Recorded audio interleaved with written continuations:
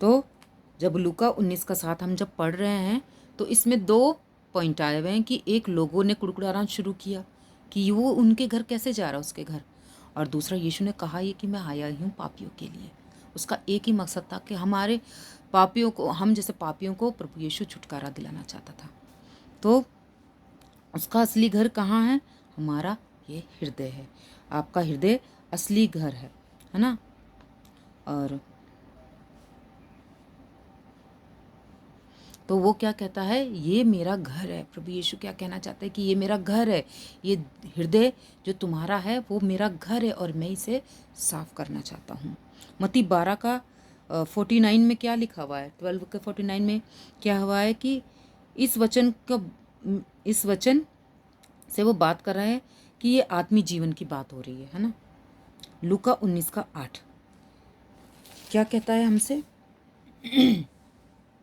जकरिया ने खड़े होकर यीशु से कहा, हे प्रभु, देख मैं अपनी आधी संपत्ति कंगालों को देता हूँ, और यदि किसी का कुछ भी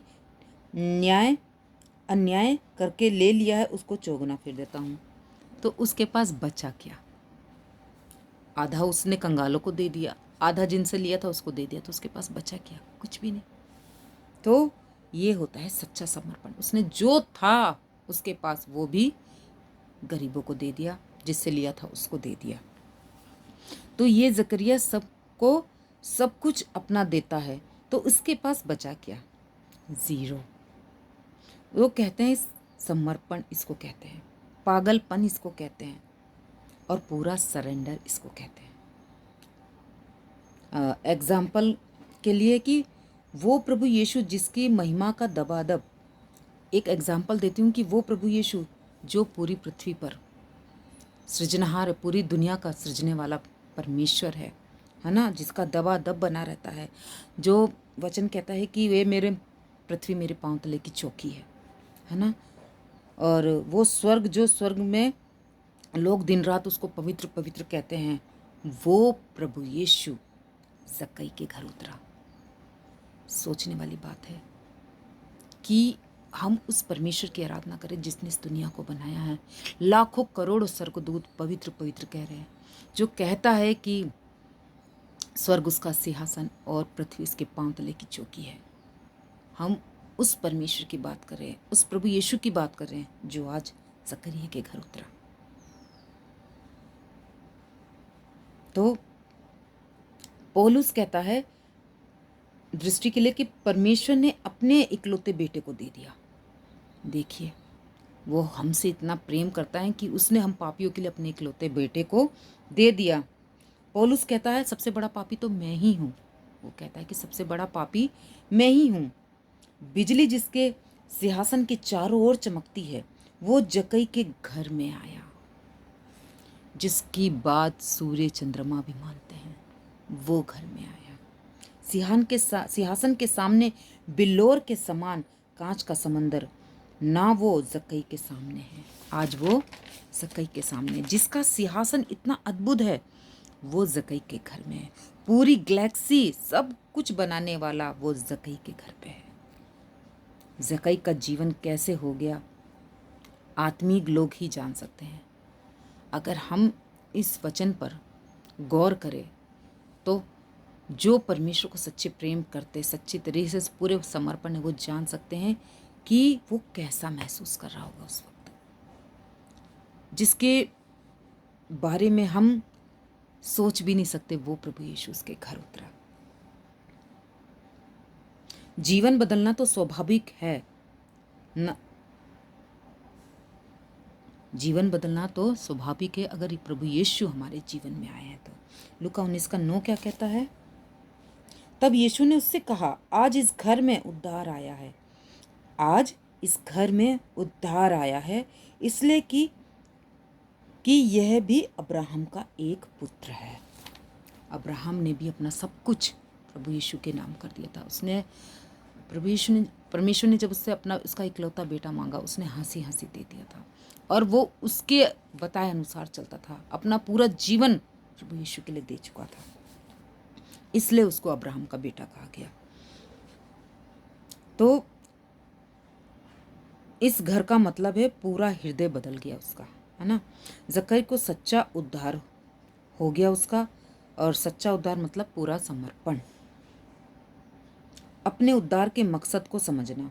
अब उसने अपने उद्धार के मकसद को समझा। अब विषय है कि क्या हम अपना उद्धार खो सकते हैं। अब मैं आप लोग से पूछना चाहती हूँ कि क्या हम, जो लास्ट पॉइंट था कि क्या हम अपना उद्धार खो सकते हैं। जक्कई को सच्चा उद्धार मिल गया जब वो पूरी तरह से प्रभु यीशु पर निर्भर हो गया। और हमारा सच्चा उद्धार कब होगा?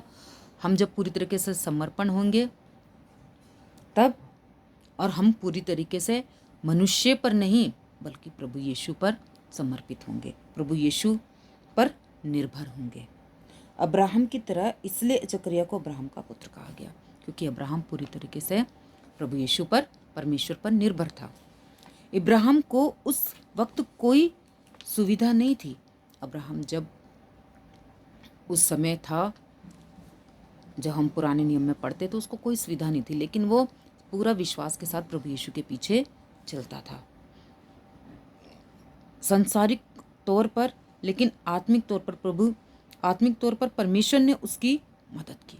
सांसारिक तौर पर उसके पास कुछ नहीं था, लेकिन उसने परमेश्वर पर विश्वास रखा और परमेश्वर ने आत्मिक तौर से उसकी मदद की। जब वो पूरी तरीके से निर्भर हो गया था, जब तक हम परमेश्वर पर निर्भर नहीं होंगे तब तक वो हमारे जीवन में कार्य नहीं करेगा।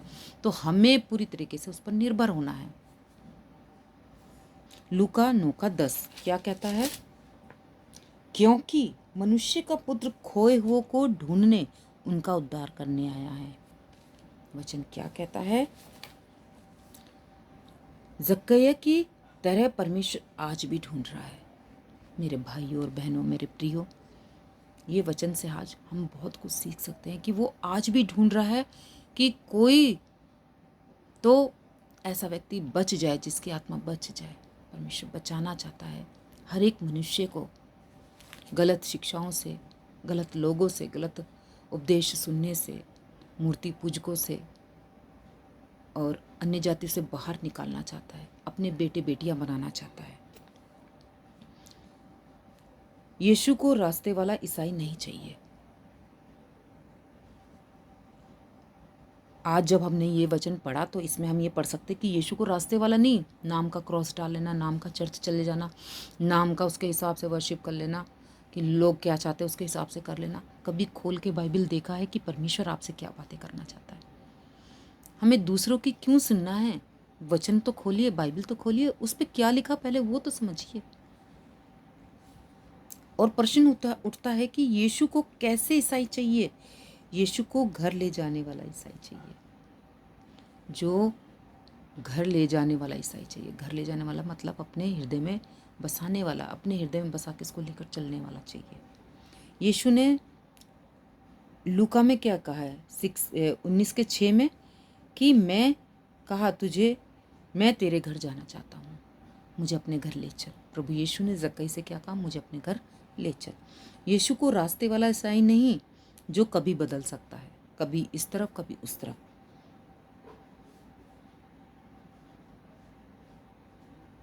किसने उससे पूछा उद्धार पाने वाले थोड़े हैं जो सकरे रास्ते से प्रवेश करेंगे?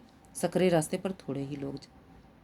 मतलब प्रभु यीशु का जो द्वार है, हमें प्रवेश करना है तो वो चौड़ा नहीं है, हंसी मजाक वाला नहीं है, सांसारिक वाला नहीं है, मौज मस्ती वाला नहीं है, बल्कि सकरा है, दुखों भरा है।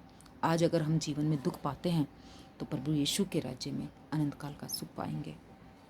प्रभु यीशु के रास्ते में, यीशु के रास्ते में यीशु की वजह से, जब तक आप यीशु के घर मतलब हृदय में नहीं लाओगे, जब तक यीशु को हम अपने घर में नहीं लाएंगे। अपना घर ये नहीं कि ये पत्थर का, ईंट का बना हुआ, बल्कि इस हृदय की बात कर रहा है प्रभु यीशु।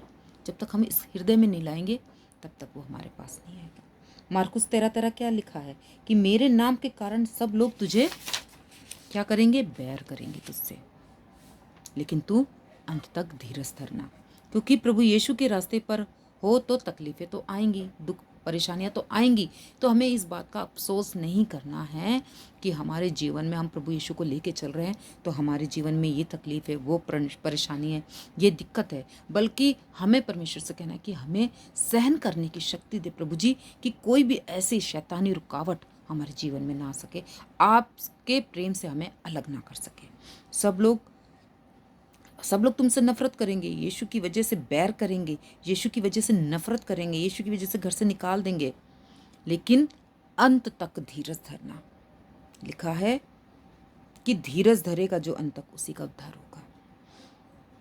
एक उद्धार पाते ही यीशु की वजह से, और दूसरा उद्धार पाते हैं धीरज की वजह से।